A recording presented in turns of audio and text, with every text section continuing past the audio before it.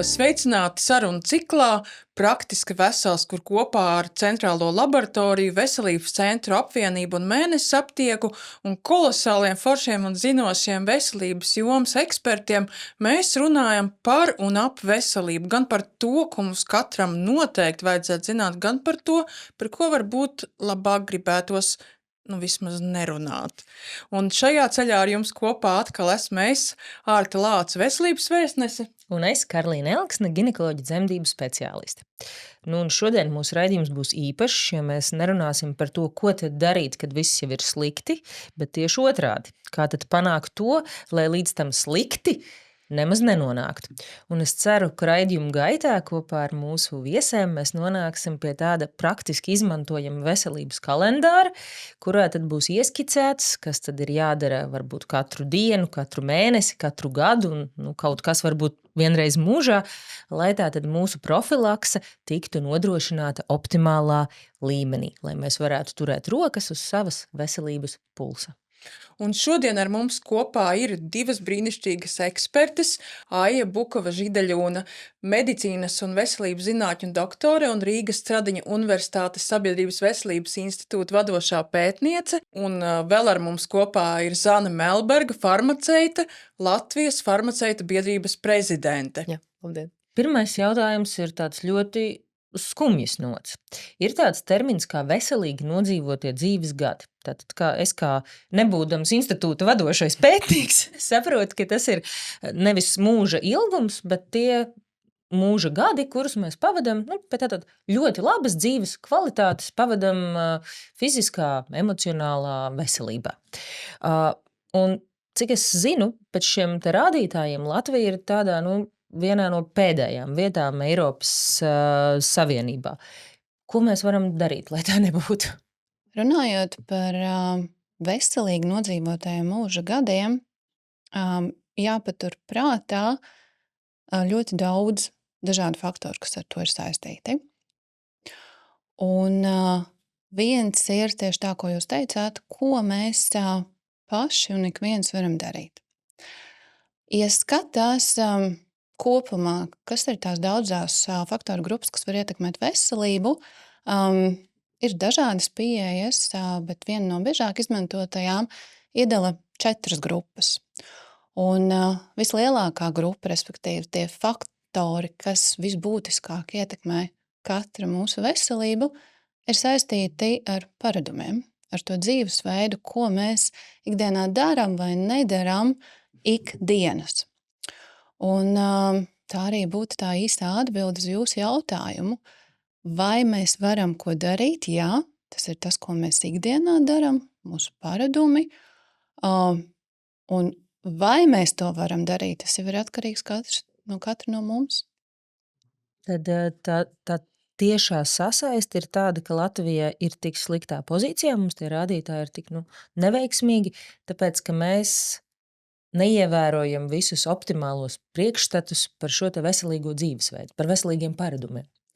Tas, protams, nav vienīgais iemesls, bet jā, diemžēl mums dati rāda, ka tas, ko mēs ikdienā darām, mūsu paradumi lielā mērā ir atšķirīgi un ir krietni zemākā līmenī, ja tā var teikt, salīdzinājumā ar citām Eiropas valstīm, ar vidējiem rādītājiem Eiropā. Es minēšu tikai vienu skaitli, kas ir daļa varbūt no profilakses, un es saprotu, mūsu šīs dienas tēma ir par profilaksi, kas varbūt pirmajā brīdī nesaistās ar profilaksi, bet tas ir ģimenes ārsta apmeklējums. Slimību profilakses un kontroles centra dati, pētījums par pieaugušo iedzīvotāju veselības rādītājiem par 24. gadu rāda, ka 5. daļa cilvēku ir norādījuši, ka viņi pēdējā gada laikā ģimenes ārstu nav apmeklējuši. Kas no vienas puses varētu būt vērtējams kā labi, tas nozīmē, ka viņiem nav bijusi nepieciešamība, nav bijusi akūta situācija, lai vērstos pie ģimenes ārsta. Tajā pašā laikā uz to var paskatīties no otras puses. ja cilvēks kādu noteiktu laiku nav bijis pie ģimenes ārsta, vai viņš zina savus veselības rādītājus. Un viens no tādiem, es teiktu, standarta un viens no vienkāršākajiem rādītājiem ir asinsspiediens. Es runāju par pieaugušiem iedzīvotājiem. Vai mēs varam aizdomāties, vai katrs no mums zina, kāds ir mūsu vidējais asinsspiediens vai ikdienas asinsspiediens, vai tas nav paaugstināts. Jo, ja šis rādītājs ir paaugstināts, tas jau ir tāds mazliet signāls padomāt, vai kaut kas nav jāskatās vairāk. Un, ja 5. daļa cilvēki nav bijuši pēdējā gada laikā pie sava ģimenes ārsta, jautājums, vai viņi zina savu asinsspiedienu. Un paskatoties dziļāk šajos skaitļos, tie bija 28% vīriešu, kas ir lielāka daļa, un mazāks procents sieviešu. Tā kā šī ir vēl viena tāda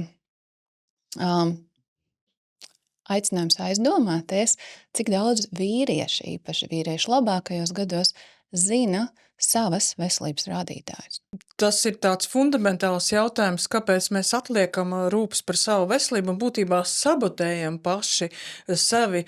Bet, Zāne, es gribēju jautāt, kad tad ir tas brīdis, kad cilvēks tomēr pamostas, ja, un tad ļoti bieži tas pirmais ceļš ir pat ne pie ģimenes ārsta, bet gan uz aptieku, iedodiet man kaut ko. Īstenībā ļoti labs piemērs par asinsspiedienu, jo bieži vien cilvēki, kad viņi apmeklē aptieku, viņi neaizdomājās par spiedienu. Bieži vien tāds simptoms kā galvas sāpes arī ir saistīts ar paaugstinātu asinsspiedienu, un tad mēs ļoti daudz runājam arī ar farmācijas speciālistiem, ar farmaceitiem aptiekā par to, kad ir jāpiedāvā tajā brīdī, kad jūs jau atkārtot redzam, ka cilvēks jau diezgan lielā daudzumā pērk pretsāpju medikamentus, pajautājumu, kas jums sāp. Kāpēc jūs pērkat? Un aptiekā arī ir iespēja izmērīt spiedienu, un bieži vien tas ir bezmaksas pakalpojums, nav vienmēr jāpērk uzreiz arī iekārtas, kas bieži vien nemaz nav lētas, tad asinsspiedienu mērāmie aparāti, jūs varat arī šos te mērījumus kādreiz pat vairāku dienu garumā varat veikt aptiekā, pavērot, kā jūs spiediens, piemēram, nedēļas laikā, kāds viņš ir. Un nevienmēr ir tas tikai viens skaitlis, bet tad, kad mēs runājam par dažādos farmaceiti iesaistās arī dažādos veselības veicināšanas projektos, un tad mēs jau runājam par vairākiem skaitļiem, kurus būtu īstenībā jāzina katram, vismaz reizi gadā būtu jāmēr. Tas ir arī kopējais holesterīns, tas ir glikozes skaitlis, kāds ir, piemēram, no rīta tukšā dūšā, ķermeņa masas indeks, par ko bieži vien mēs neaizdomājamies, bet arī sabiedrība Latvijā, it sevišķi jauni cilvēki, kļūst aizvien ar tādu palielinātu ķermeņa masu, viņi ir mazkustīgi, daudziem ir stresains darbs, pārvietojas ar mašīnām, ja, sportam atvēl aizvien mazāku laiku. Tā kā šie skaitļi 4, kurus var pārbaudīt arī aptiekā, tīri, lai uzsāktu šādu sarunu par veselību, viņi ļoti svarīgi to zināt un vismaz reizi gadā viņus kontrolēt. Un tad farmaceiti arī bieži atgādina, kad valsts apmaksā asins analīzes bez maksas, ar ģimenes ārstu to var visu sakārtot. Tā kā par to ir jāpadomā. Aptiekas bieži tiek uztvērts arī kā tādas senioru tātad pulcēšanās vietas, ja, tad tur jau ir cilvēki ar diagnozēm, ja, bet es teiktu, ka ne, kad ir ļoti daudz tieši aktīva auditorijas sievietes. Un tad ļoti mēs varam redzēt, ka sieviete rūpējas par visiem citiem savā ģimenē, izņemot par sevi. Protams, ka vīriešu jautājums īpaši tiek aktualizēts, ka vīrieši nepievērš uzmanību savai veselībai, bet tad sieviete ir tā, kas arī kādreiz aizmirst par sevi. Viņa rūpējas par saviem ģimenē esošajiem senioriem, par savu vīru, par saviem bērniem, ja, kur ir ļoti daudz dažādi ar profilakses saistītie jautājumi, kurus arī valstiskā līmenī tomēr seko līdz gan vakcinācijai, gan pārbaudēm dažādām, kas saistīts ar bērnu veselību, bet tad arī sievietē par sevi jāpadomā arī. Mazliet pieskaroties tai tēmai, kāpēc cilvēki saka, kāpēc neiet pie ārsta vai kāpēc nerūpēs par to profilaksi, man nav laika, tas taču ir dārgi, es nevaru tikt, šeit jau tika pieminēts, reizi gadā ar ģimenes ārstu nosūtiem ir šīs apmaksātās analīzes, tu vari ļoti laicīgi pierakstīties uz vizīti, nebūs jāgaida bezgalīgi garā rindā, tas ir tā kā ābeces patiesības sākas, šogad neesmu bijis, man ir jāpierakstās, jā, bet tā tāda maza atkāpe. Bet es uzreiz gribēju teikt, tad bieži tā sūdzība ir, man nav laika, es strādāju, man ir intensīva slodze, vispār man nekas nekaiš, es 15 gadus jau neesmu gājis pie ārsta un ar to dikti lepojos, ja? Bet, kas būtu varbūt tā ir tādas top 3, top 5 lietas, ko mēs katrs varam izdarīt savā ikdienā, arī tad, ja mēs esam ļoti aizņemti, ļoti skrienoši un ļoti pārņemti ar visu pārējo dzīvi? Jā, šis ir labs jautājums. Un, nākot no akadēmiskās vides, es nereti izmantoju kā pirmo soli varbūt definīciju. Varbūt tas izklausās sausi, bet reizēm tas palīdz salikt pa plauktiņiem. Un, ja domā par profilakse ir diezgan konkrēta definīcija. Tas ir pasākumu kopums ar mērķi vai samazināt slimības iespējamību vai nespēju, mazināt riska faktorus, vai, ja tas nav nepieciešams, tad saglabāt kaut kādu dzīves kvalitāti un samazināt progresiju nespējai. Līdz ar to tas palīdz kaut kā ierāmēt, ko tad mēs gribam sasniegt ar profilakses palīdzību. Un profilakses būtība ir tā, ka mēs gribam, kāpēc tas vispār strādā un kas ir profilakses jēga. Mēs gribam šodien ieguldīt mazāk pūļu, mazāk laika, mazāk resursu, un to rezultātu mēs ceram ieraudzīt nākotnē, kas būtu atkal mazāk pūļu, mazāk laika, mazāk resursu. Tā teikt, ieliksim šodien mazāk, un nākotnē ieraudzīsim vairāk. Bet sabiedrības veselībā kopumā tas reizēm netika foršais ir, ka mēs rezultātus nevaram ieraudzīt tagad un uzreiz. Tam nepieciešams laiks un konsekvence. Un, lai profilaksei ieraudzītu rezultātu, iespējams, mums ir vajadzīgs vairāk laika. Un jautājums, vai mēs vispār ieraudzīsim to rezultātu, tā kā mēs esam iedomājušies. Ļoti, ļoti primitīvs piemērs par profilaksi, bet kas ir arī spēkā šobrīd, bērndārs bērniem iemāc brīnišķīgu liektu. Regulāri mazgāt rokas, ar ko mēs pieaugušie nereti netik konsekventi ievērojam. Bet roku mazgāšana, tas ir tāds pamats elpceļu saslimšanām, vēdru saslimšanām, vienkāršiem vārdiem sakot. Ko es ar šo gribu teikt? Regulāri atbilstoši mazgājot rokas, diez vai mēs ieraudzīsim to rezultātu, jo rezultāts būs veselība vai vesels bērns, vesels cilvēks. Un diez vai mēs savā prātā saliksim, ka šai profilaksē mēs esam ieraudzījuši rezultātu. Tās ir ikdienišķas, varbūt mums pašas par sevi jau saprotamas lietas, ko mēs darām. Un mums ir rezultāts, lai gan mēs viņu nevienmēr piereģistrējam kā rezultātu. Profilakse ir gadu simtiem, gadu tūkstošiem, un to rezultātu arī mēs šobrīd redzam. To, ko jūs jau pieminējāt pašā sākumā, mēs dzīvojam ilgāk. Pateicoties tādām pilnīgi paši par sevi saprotamām lietām, tā skaitā roku mazgāšanā. Mēs dzīvojam ilgāk nekā mūsu vecāki. Jā, es esmu dzirdējis no ģimenes ārstiem tādas skumjas žēlabas par šo, ka mēs gribētu veltīt vairāk laika profilaksei, bet mums nav laika, mums nav resursu, ar to pat varbūt domājot nevis naudu, bet vairāk laiku, enerģiju, un tad sanāk tāds tā kā apburtais loks, mums nav laika, nav spēka ieguldīties profilaksē, un līdz ar to ir saslimšanas, un atkal mēs esam aizņemti ar cīņu ar jau seku ārstēšanu, un atkal nav laika profilaksei. Tas vispār ir ļoti labs piemērs, kāpēc, jo es no savas sūrās pieredzes varu pateikt, ka tad, kad tu esi nopietni slims, mīļie, tas ir pilnas slodzes darbs.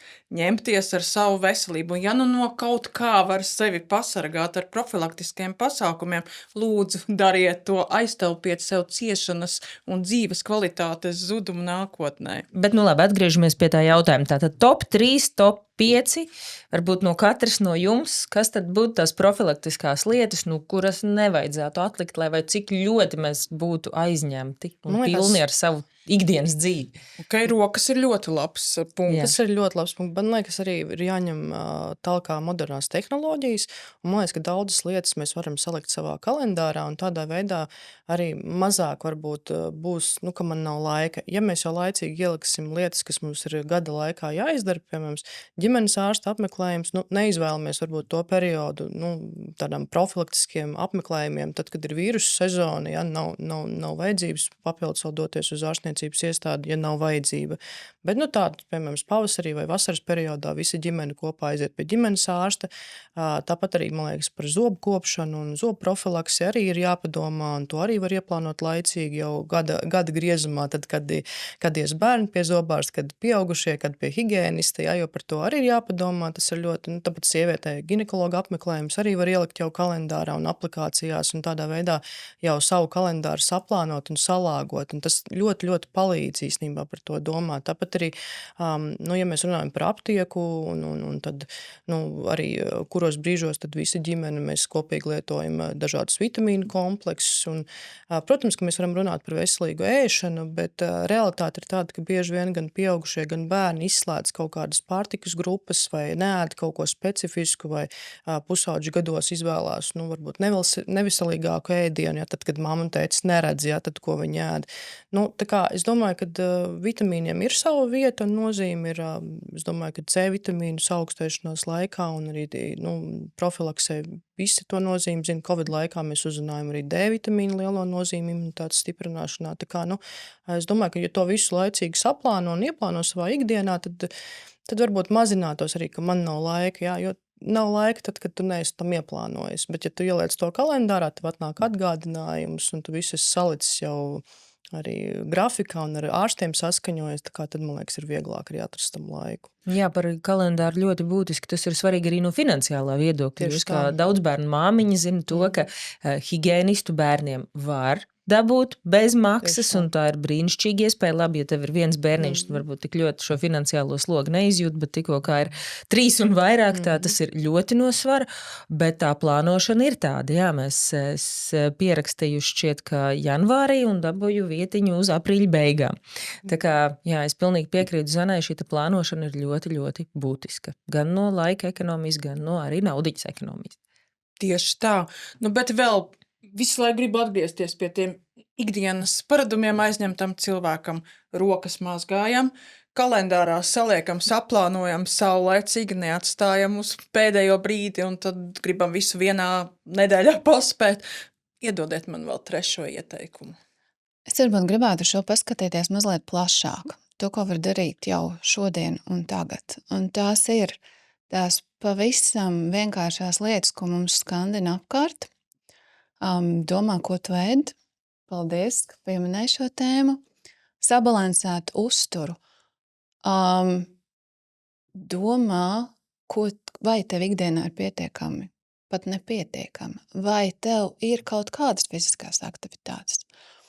Jo to gan mums, diemžēl, rāda dati, ka pietiekamas fiziskās aktivitātes dažādās vecuma grupās Latvijā ir tāds diezgan sāpīgs jautājums un atbilstošas fiziskās aktivitātes. Jo tas fiziskās aktivitātes nenozīmē, ka katram no mums ir jānoskrien maratons. To patiesībā labāk nevajadzētu darīt pirms konsultēšanās ar mediķiem un atbilstošas izvērtēšanas.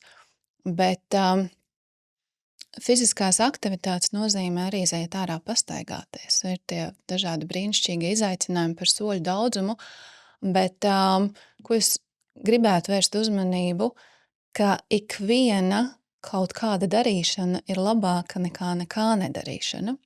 Jo to gan mums pētījumi rāda, piemēram, tiem vidējā vecuma iedzīvotājiem, kuriem ir vidējas intensitātes fiziskās aktivitātes, ir labāki veselības rādītāji nekā tiem iedzīvotājiem, kuriem ir vairāk sēdošs dzīvesveids. Līdz ar to tā, es teiktu, pirmā lieta ir sāc šodien kaut vai uz 4. stāvu izvēlēties kāpnes, nevis liftu. Tas ļoti labs ieteikums. Jā, tas bija arī mans nākamais jautājums. Nu, īstenībā mēs jau, ja godīgi, mēs jau zinām, vajag kustēties, vajag domāt, ko tu bāzi savā mutē, vajag mazgāt rokas, vajag normāli gulēt, vajag menedžēt stresu. Mēs visu to ļoti labi zinām, kā pieauguši cilvēki. Problēma rodas ar to, kā nepalikt kampaņas līmenī, kā šito ievērot katru dienu, kā to paradumu ne tikai ieviest, bet arī noturēt kā savu dzīvesveidu sastāvdaļu. Nu, kas tad ir varbūt tādas kaut kādas konkrētās metodes, ko jūs varat ieteikt? Viens ir tas, sāc ar kaut ko mazu un reāli padarām. Nu, uz 4. stāvu es varu uzkāpt. Ko vēl var darīt, lai palīdzētu sev saglabāt tos paradumus? Man liekas, ka jāizvēlās arī tādi pareizie padomdevēji. Un aptieka un farmaceiti bieži vien ir tādi ļoti pieejami un vispieejamākie veselības aprūpes speciālisti. Un īstenībā, ja ir kādi jautājumi, kur nezinu, ir kādas šaubas vai sākās kaut kādi pirmie saaugstēšanās simptomi vai vēl kaut kas, tad aptieka ir ļoti laba vieta, kur aprunāties un pajautāt padomu. Tā kā, protams, ka šobrīd mums mākslīgais intelekts ir ļoti labs padomdevējs un sociālajie tīkli, bet es domāju, ka arī ģimenes ārstam var piezvanīt vai pajautāt, uzrakstīt viņam ziņu. Ja, tā kā arī, kas ir tie jūsu padomdevēji, arī bieži vien jāpadomā. Un tad Bet viņš man pateiks, Arta, es tev teicu, izbeidz ēst tos baltos miltus un to cukuru. Un es viņam teikšu, jā, doktor, es zinu, bet tās bulciņas pašas man lec virsū. Atkārtojumu skaits, man liekas, arī kaut kādā brīdī varbūt Arta jūs salūzīsiet un ņemsiet vērā. Nē, es īstenībā varu pateikt, kas palīdz.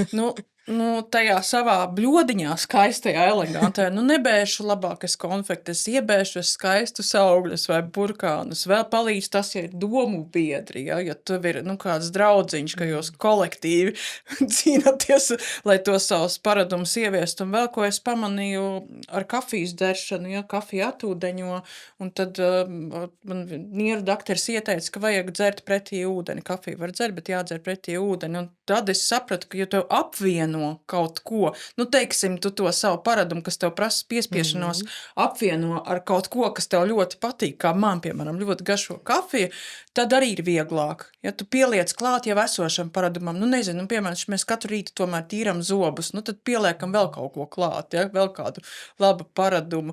Un vēl arī no pieredzes jādara tas, kas patīk. Piemēram, no manis nekāds skrējējs nesanāks, bet es labprāt braucu ar riteni, un jāpielāgo tos paradumus dzīvesveidam. Nevis otrādi, jo, tu iedomājies, vai ne, es tagad iešu katru dienu un stunduņu kačāšos, atvainojos par žargonu, sporta zālē, ātri es beigšu jaunā gadā vai ne mēnesi izturēšu un februārī jau būšu par to aizmirsusi, un darīt to, ka Un vēl Arta stāsts par pieejamību, jo, piemēram, par D vitamīnu lietošanu, kas, manuprāt, ir tāpat kā uzturs, miegs, fiziskās aktivitātes, šī svētā trijotne.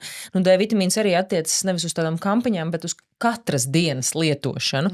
Un kamēr man D vitamīns pēc šo kārtotāju kārtības speciālistu ieteikumiem stāvēja zāļu groziņā konkrētā vienā kastītē, tikmēr viņš tika arī lietots vienreiz mēnesī, piemēram.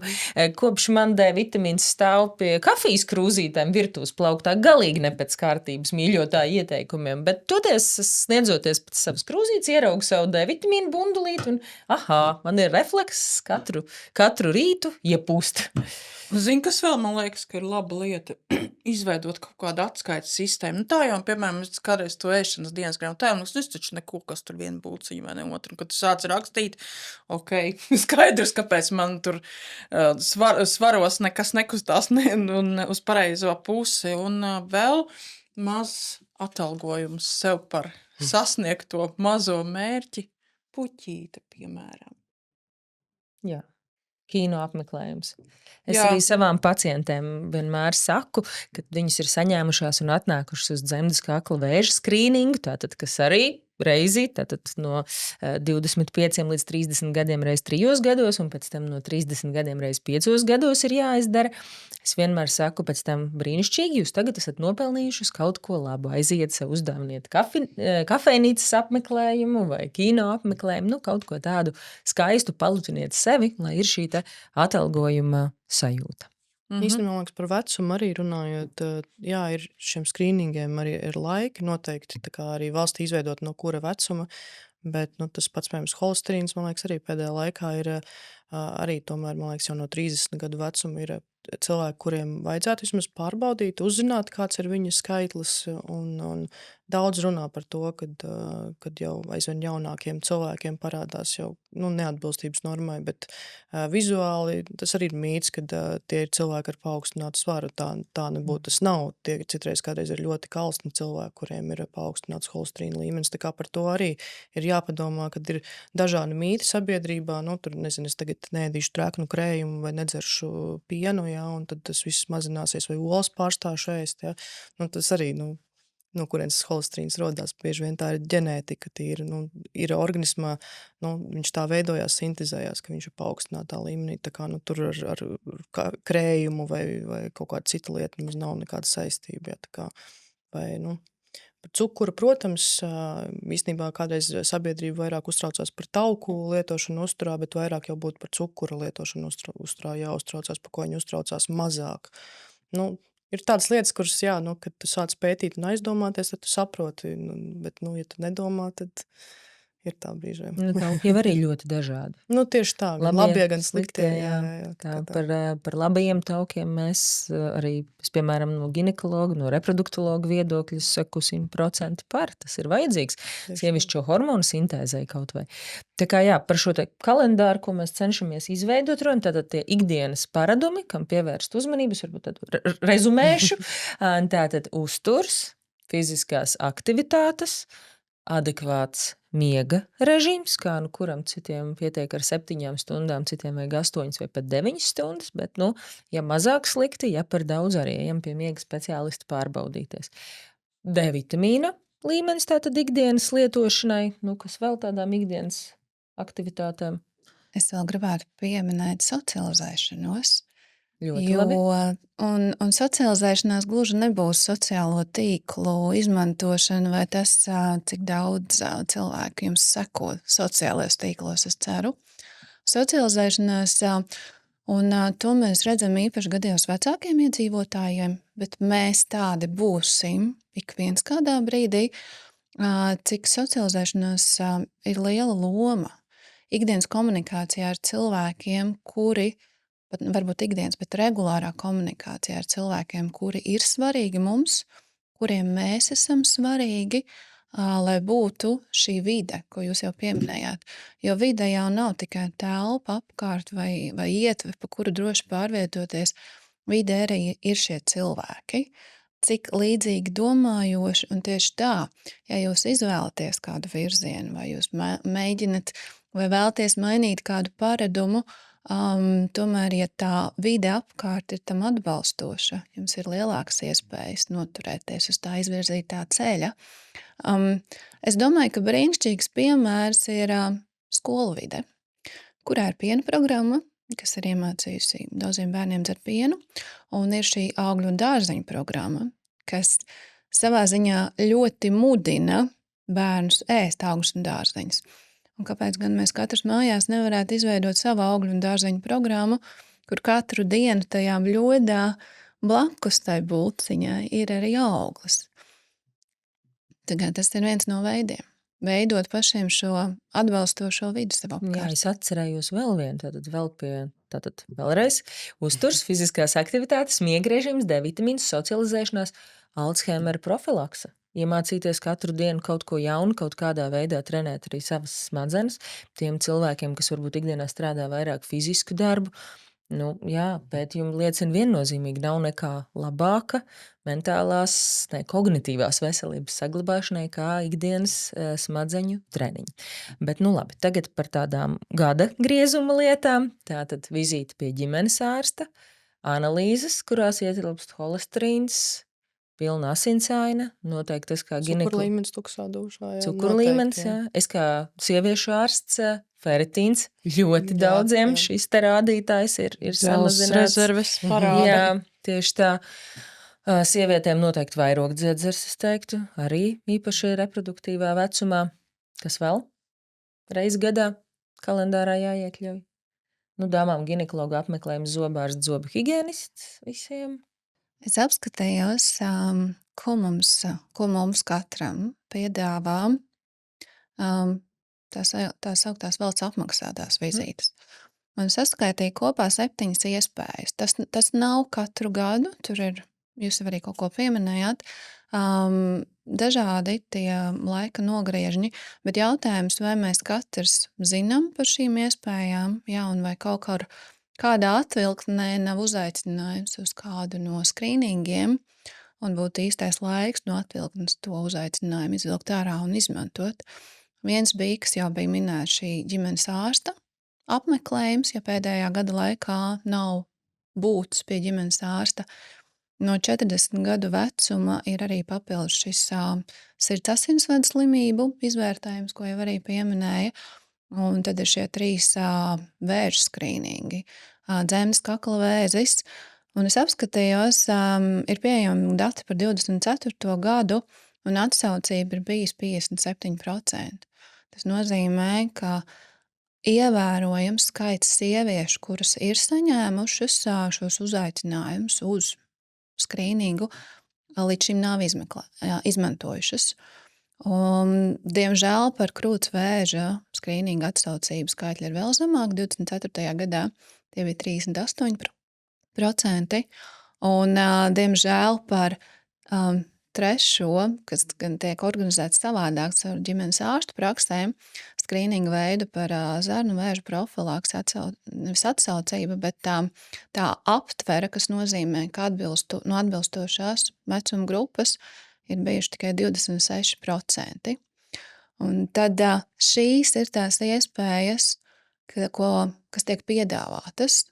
Protams, ir noteikts veids, kā šos izmeklējumus var veikt, bet tas būtu aicinājums mums katram aizdomāties, vai mēs atbilstam kādai no šīm riska grupām, varētu saukt arī tā, vai mēs kāds esam saņēmuši šo uzaicinājumu, vai mūsu ģimenes locekļi to ir izmantojuši. Jo, ja tiek dota iespēja, būtu vērts aizdomāties, kā labāk izmantot. Bet kas jūsuprāt attur? Kāpēc mums ir tik fantastisks valsts apmaksātas iespējas un cilvēki vienkārši neiet? Kas varētu būt tie? Man liekas, ka tāda asāka problēma ir par to, ka veselības mācības skolās, kādā kvalitātē viņi notiek, cik ļoti mēs izglītojam jauniešus par to, cik tas ir svarīgi. Daudz mītu. Es domāju, Covid laiks arī ienes mūsu dzīvē ļoti daudz mītus un aizspriedumus, kuri tikai auga augumā. Kā mēs izglītojam tos jaunos cilvēkus, kuri pēc tam jau tālāk rūpējās, kā ģimenēs ar viņiem runā un ko mēs paši, kā varbūt vecāki uzsveram, ka tas ir svarīgi. Es domāju, ka tas tāds sabiedrības jau kopumā izglītotības jautājums par savu veselību un valsts varbūt arī nepietiekošā, tādā varbūt atraktīvā vai modernā veidā par to runā, jo es skatos ļoti daudz, protams, tagad arī izmanto infografikas, lai informācija būtu vieglāk uztverama iedzīvotājiem, bet, varbūt jāizmanto vairāk kādi viedokļu līderi, sabiedrībā populāri cilvēki,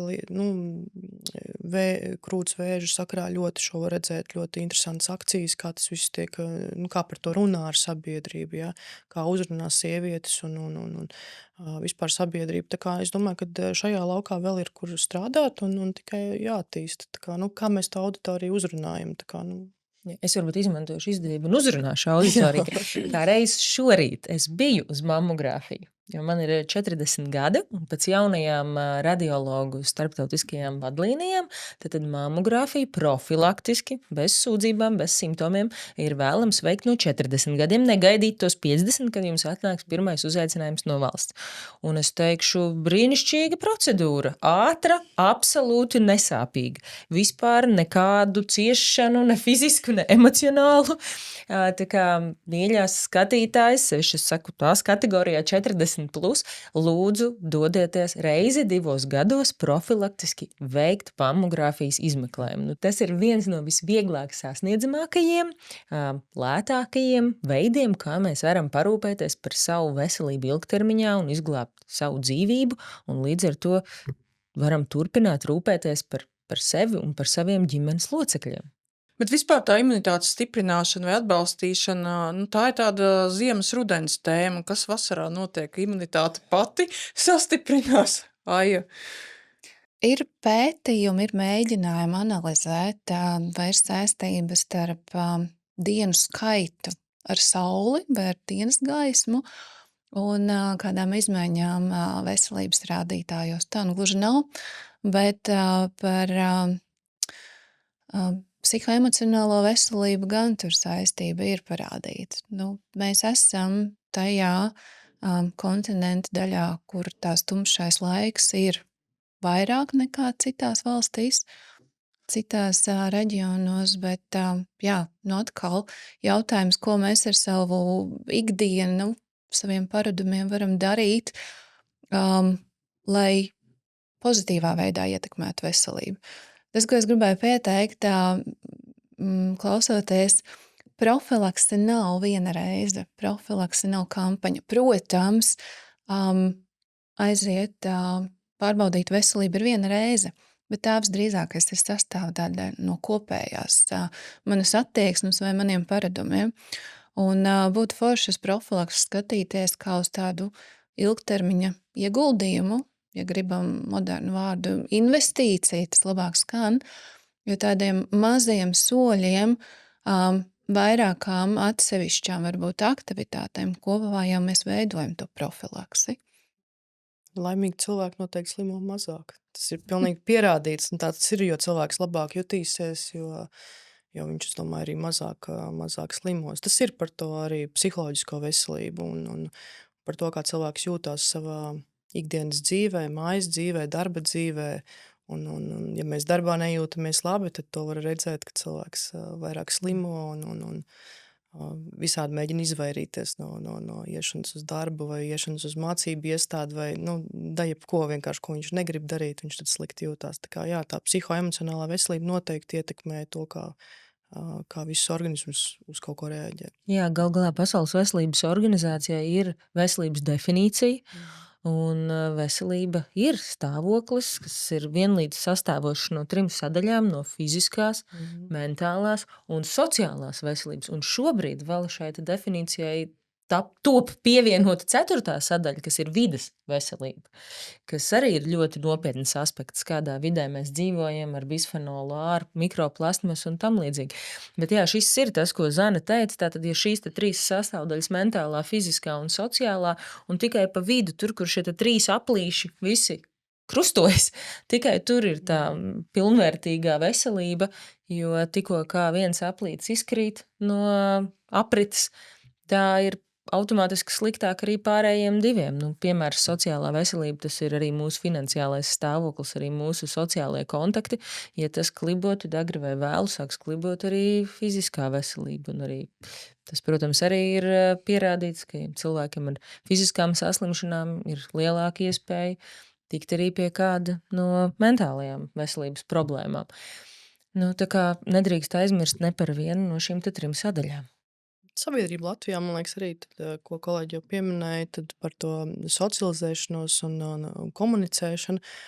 Bieži vien ir grūti tā pieiet svešam cilvēkam klāt un aprunāties, bet kādreiz tās sarunas ir ļoti interesants. Tā kā es domāju, ka ja mēs vairāk viens pret otru būsim atvērti arī tādām ikdienišķām sarunām, kas nav varbūt mūsu sabiedrībā pieņemtas. Ārzemēs small talk ir tādas vienkāršas ikdienišķas sarunas, ir daudz kultūrā, viņas ir klātesošas, mums tā mazāk, bet es domāju, ka gan jau, kad paudzes mainīsies un ka tas arī Latvijā pamainīsies. Jā, Klau, bet par farmaceita lomu, ja es mentāli jūtos slikti un neviens speciālists nav pieejams, vai tiešām farmaceitam tā, kas būs ok, ja pie viņa atnāks cilvēks un sāks runāt kaut ko par sliktu tādu garastāvokli, par nomāktību?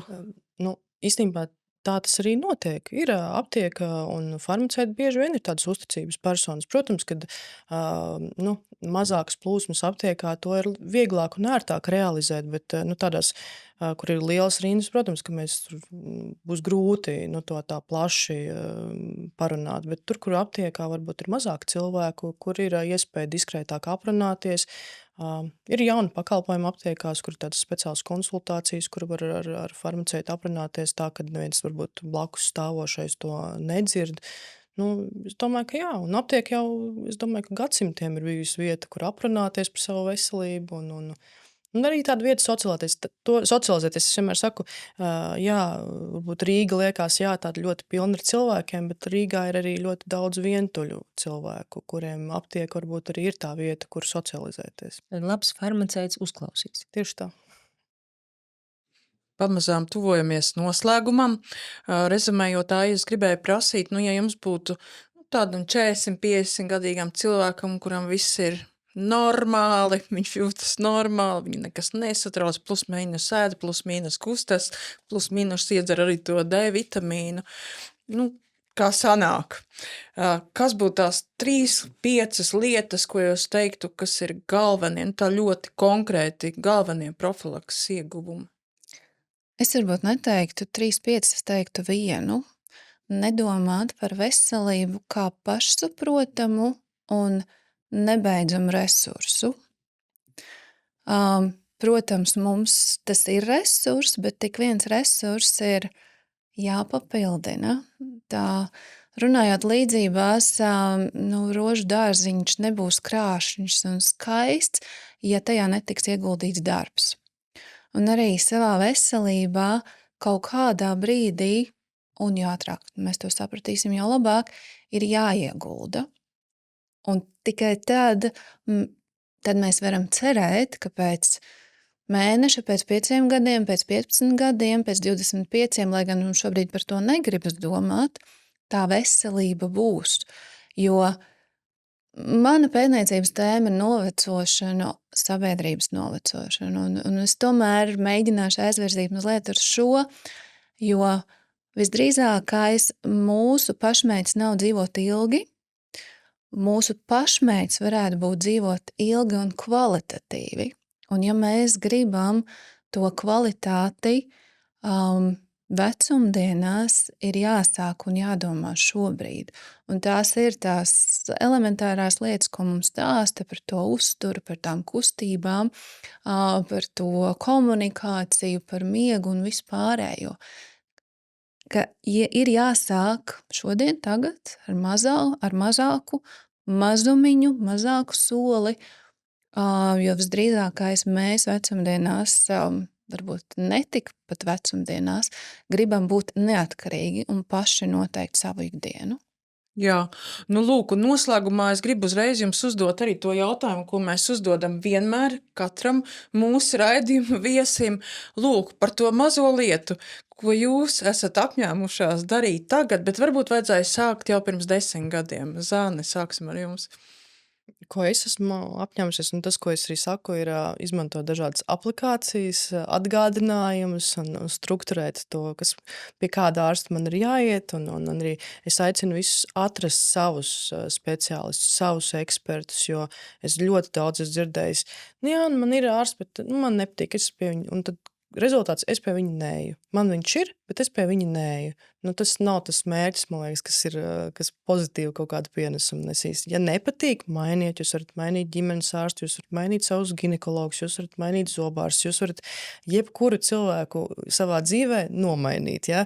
Tā kā viss būs kārtībā. Nevajag apstāties, ja viena pieredze nebija veiksmīga, neapstājieties, ejiet tālāk, atrodat savu speciālistu. Jā, tā ir tas varbūt, ko es agrāk nedarīju, es mēģinu atrast savus speciālistus un viņiem uzticēties un veidot sadarbību. Aija? Šo es esmu aizņēmusies arī no saviem draugiem. Mērķtiecīgi ieplānot atpūtu un mērķtiecīgi ieplānot to brīdi, kad es padomāšu par savu veselību. Tas var būt, jā, gan saprast, vai es esmu pēdējā gada laikā bijusi pie ārsta, pie zobārsta, un ja nē, tad to saplānot. Un tas var būt arī, jā, saprast, kas būs mana tā viena lieta, ko es gribu, piemēram, nākamā gada laikā izmainīt, apēst beidzot tās 5 saujas vai 5 vienības Pasaules veselības organizācijas ieteikto augļu vai dārzeņu dienā. Nu, lieliski! Paldies Zanai Melbergai un paldies Aijai Bukovai Židaļonai par šo vērtīgo sarunu un par kalendāru un par aplikācijām un par visu, kas mums mūsu slimību profilaksei var būt noderīgs. Un paldies jums, ka bijāt šajā reizē atkal kopā ar mums un tiksimies jau drīz atkal.